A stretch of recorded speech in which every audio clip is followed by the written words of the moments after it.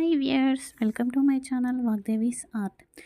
ఈరోజు ఈ వీడియోలో పాముకు రెండు నాలుకలు ఎందుకు ఉంటాయి, అలాగే మిథున రాశి వారికి కలిసి వచ్చే రోజులు తిథుల గురించి తెలుసుకుందాం. పూర్వంలో వినత కద్రువ అని ఉండేవారు. వీరు కశ్యప మహర్షి యొక్క భార్యలు.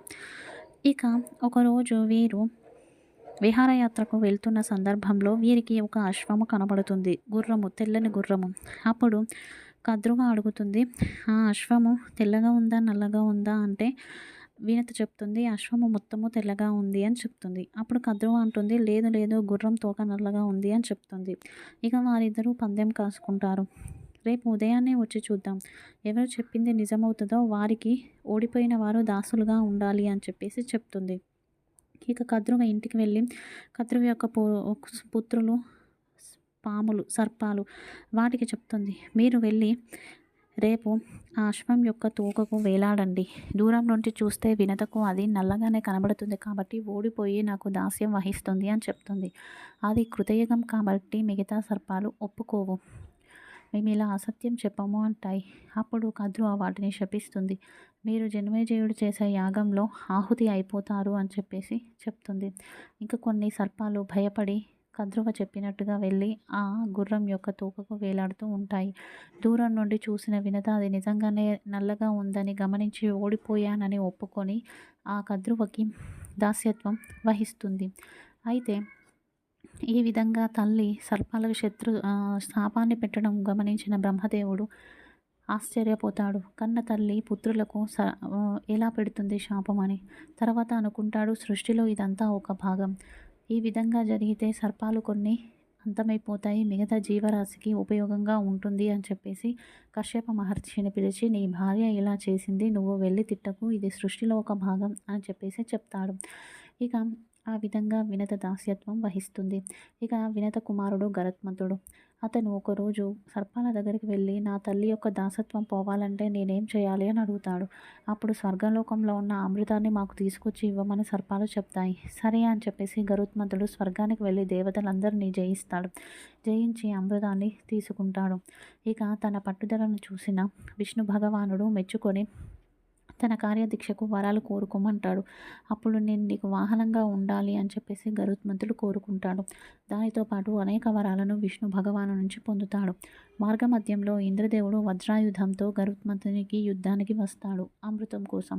ఇక విష్ణు భగవానుని మాట మీదికి గరుత్మంతుడు ఇంద్రుడు స్నేహం చేసుకుంటారు.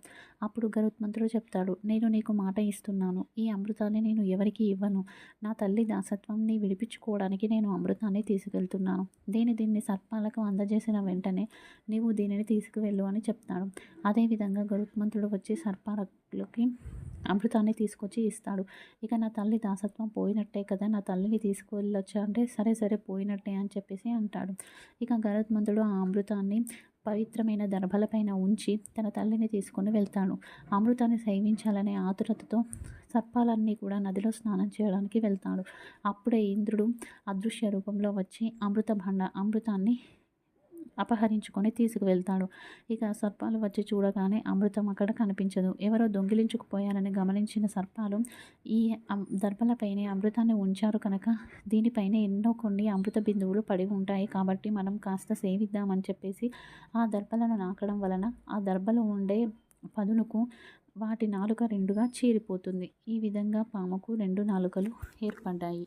ఇందులో మనం గమనించాల్సిన సారాంశం ఏమిటి అంటే, ఎవరైతే రెండు నాలుకలతో మనుషుల ముందు ఒకలా వెనకలా మాట్లాడి లోపల విషాన్ని పెట్టుకొని ఉంటారో, పైనకి తీయగా మాట్లాడుతూ ఉంటారో, వారికి భగవంతుడు ఎప్పుడూ ఏ విధమైన సహాయము ఉండదు. ఏ భగవంతుడు కూడా వారికి అనుగ్రహింపడు. కావున నిశ్చల భక్తితో, నిశ్చలంగా కార్యదీక్షతో ధర్మంగా ఉన్నవారికి ఖచ్చితంగా ఏదో ఒకరోజు విజయం అనేది ప్రాప్తిస్తుంది. మోసంతో ఏం చేసినా కూడా వారు ఖచ్చితంగా ఓడిపోతారు. ఈ కథలో మోసంతో కద్రువ గెలిచింది, అలాగే సర్పాలకు అమృతం లేకుండా పోయింది. న్యాయంగా ఉన్న వినతకు దాసత్వం నుంచి విముక్తి లభించింది. గరుత్మంతుడికి విష్ణువు యొక్క సాన్నిధ్యం దొరికింది. ఈ విధంగా ఎవరైతే నిత్యము ధర్మంలో ఉంటారో వారికి భగవంతుడు సదా తోడుగా ఉంటాడు. మిథున రాశి వారికి కలిసి వచ్చే రోజులు బుధవారం, శుక్రవారం, శనివారం. కలిసి వచ్చే వారాలు కలిసి రానివి మంగళవారం, ఆదివారం, ఘాతవారం, సోమవారం. అదేవిధంగా వీరికి అదృష్ట రంగులు నీలము, ఆకుపచ్చ, కలిసిరాని రంగులు ఎరుపు, పసుపు. అదేవిధంగా వీరు తీసుకోని ఆహార పదార్థాలు మసాలాలు, తీపి పదార్థాలకు దూరంగా ఉండడం. వీరు ఒక్కసారి మద్యపానానికి అలవాటు పడితే అందులోంచి బయటకు రావడం కష్టం. కావున దానికి దూరంగా ఉండండి. ఘాత మాసం, ఆషాఢ మాసం, ఘాత తిథి, అష్టమి తిథి. అదృష్ట సంఖ్య 5. వీరికి ఇష్ట దైవం, పూజించవలసిన దైవం ప్రతి నిత్యము విష్ణు సహస్రనామాన్ని పారాయణ చేయడం, విష్ణు పూజ చేయడం చాలా మంచిది. ఇది ఈరోజు video. Thank you for watching.